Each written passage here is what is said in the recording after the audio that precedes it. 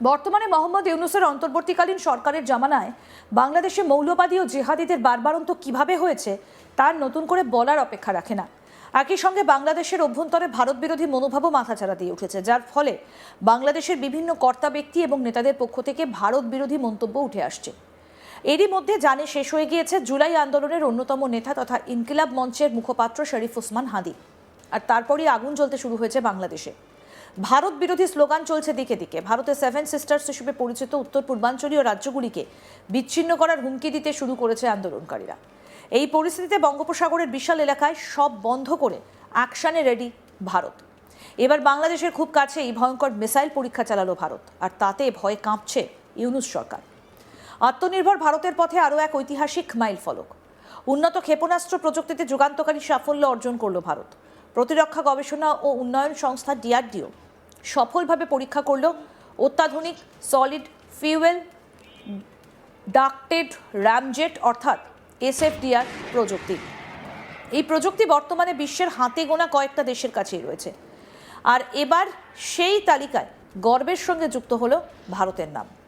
৩রা ফেব্রুয়ারি সোমবার সকাল 10:45 ওড়িশার চাঁদপুরে অবস্থিত ইন্টিগ্রেটেড টেস্ট রেঞ্জ থেকে সফলভাবে উৎক্ষেপণ করা হয় অত্যাধুনিক প্রযুক্তির পরীক্ষামূলক ক্ষেপণাস্ত্র।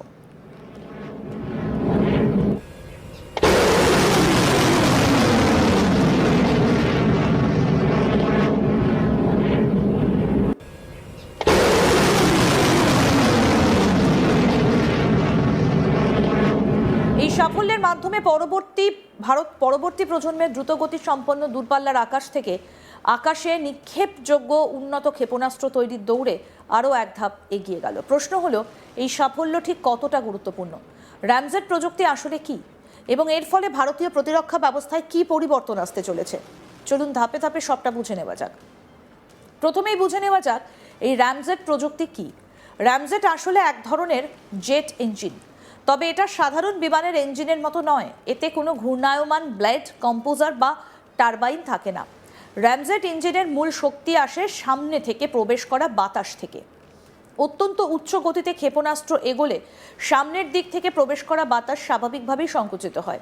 সেই সংকুচিত বাতাসের সঙ্গে জ্বালানি মিশে দহন হয়, আর সেখান থেকেই তৈরি হয় প্রবল গতি আর শক্তি। এবার আসা যাক সলিড ফিউয়েল ডাক্টেড র্যামজেট বা এসএফডিআরে। এই প্রযুক্তিতে তরল জ্বালানির পরিবর্তে কঠিন জ্বালানি ব্যবহার করা হয়। নিয়ন্ত্রিতভাবে সেই কঠিন জ্বালানি পোড়ানো হয় বায়ু প্রবাহের সঙ্গে। এর ফলে কি হয়? ক্ষেপণাস্ত্র শুধু দ্রুত গতিতে ছুটে যায় না, বরং দীর্ঘ সময় ধরে সেই গতি বজায় রাখতে হয়। এটাই এই প্রযুক্তির সবথেকে বড় শক্তি, কারণ সাধারণ ক্ষেপণাস্ত্রে শেষের দিকে গতি কমে যাওয়ার প্রবণতা থাকে, কিন্তু র্যামজেট প্রযুক্তিতে ক্ষেপণাস্ত্র শেষ মুহূর্ত পর্যন্ত শক্তি ধরে রাখে। ফলে শত্রুপক্ষের বিমান বা লক্ষ্যবস্তু পালিয়ে যাবার সুযোগ পায় না।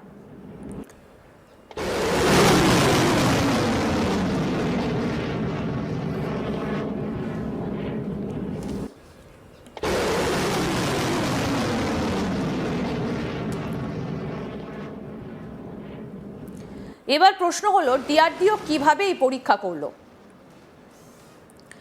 এই পরীক্ষাটি ছিল অত্যন্ত জটিল এবং বহুস্তরীয়।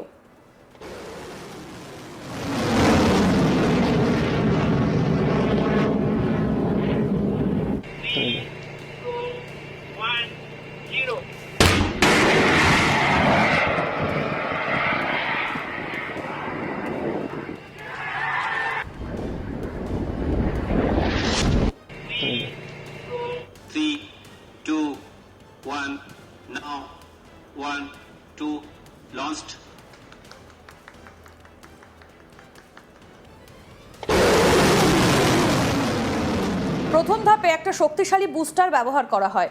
এই বুস্টারের কাজ একটাই, ক্ষেপণাস্ত্রকে প্রাথমিকভাবে অত্যন্ত উচ্চ গতিতে পৌঁছে দেওয়া। কারণ র্যামজেট ইঞ্জিন নিজে থেকে স্থির অবস্থা থেকে কাজ শুরু করতে পারে না, তার জন্য প্রয়োজন নির্দিষ্ট উচ্চ গতি। যেই মাত্র ক্ষেপণাস্ত্র সেই প্রয়োজনীয় গতিতে পৌঁছয়, ঠিক তখনই সক্রিয় হয়ে ওঠে solid fuel ducted ramjet engine. DRDO জানিয়েছে, এই পরীক্ষায় nozzleless booster, ramjet motor, fuel flow controller সবকিছুই নিখুঁতভাবে কাজ করেছে। কোথাও কোনো ত্রুটি ধরা পড়েনি। বঙ্গোপসাগরের উপকূল জুড়ে একাধিক অত্যাধুনিক ট্র্যাকিং সিস্টেম এবং সেন্সরের মাধ্যমে ক্ষেপণাস্ত্রের গতিপথ, গতি এবং ইঞ্জিনের পারফরমেন্স নিরবিচ্ছিন্নভাবে পর্যবেক্ষণ করা হয়। সংগৃহীত সমস্ত তথ্য বিশ্লেষণ করে ডিআরডিও নিশ্চিত করেছে পরীক্ষা সম্পূর্ণ সফল। এই উৎক্ষেপণ চলাকালীন ডিআরডিওর একাধিক ল্যাবরেটরি শীর্ষস্থানীয় বিজ্ঞানীরা লাইভ নজরদারিতে ছিলেন। এখন সবথেকে গুরুত্বপূর্ণ প্রশ্ন, ভারতের জন্য কেন এই গুরুত্বপূর্ণ সাফল্য এতটা? এই প্রযুক্তি ভারতীয় বায়ুসেনার ক্ষমতাকে ভবিষ্যতে বহুগুণ বাড়িয়ে দিতে পারে। কারণ প্রথমত, এই ক্ষেপণাস্ত্র দূরের লক্ষ্যবস্তুতে অত্যন্ত নির্ভুলভাবে আঘাত হানতে সক্ষম। দ্বিতীয়ত, শত্রুপক্ষের বিমান প্রতিক্রিয়া জানানোর আগেই লক্ষ্যভেদ করা সম্ভব হবে। তৃতীয়ত, ভারতীয় পাইলটরা নিরাপদ দূরত্ব বজায় রেখেই হামলা চালাতে পারবেন। এর ফলে পাইলটদের ঝুঁকি অনেকটাই কমবে। আধুনিক যুদ্ধের ক্ষেত্রে বিয়ন্ড ভিজুয়াল রেঞ্জ বা চোখের আড়াল থেকে যুদ্ধ সব থেকে গুরুত্বপূর্ণ হয়ে উঠছে। সেই দৌড়ে ভারতকে এগিয়ে রাখবে এই এসএফডিআর প্রযুক্তি। এখানে আরেকটা বিষয় অত্যন্ত গুরুত্বপূর্ণ, বিশ্বে বর্তমানে মাত্র কয়েকটা দেশই এই র্যামজেট প্রযুক্তি আয়ত্ত করতে পেরেছে। কারণ এই প্রযুক্তি অত্যন্ত জটিল, অতি দ্রুত গতিতে স্থিতিশীলভাবে জ্বালানি পোড়ানো প্রযুক্তিগতভাবে ভীষণ চ্যালেঞ্জিং। একটি সামান্য ত্রুটি পুরো ব্যবস্থাকে ব্যর্থ করে দিতে পারে। সেই দিক থেকে দেখতে গেলে ভারতের এই সাফল্য বিশ্ব দরবারে দেশের প্রযুক্তিগত সক্ষমতাকে নতুন উচ্চতায় পৌঁছে দিল।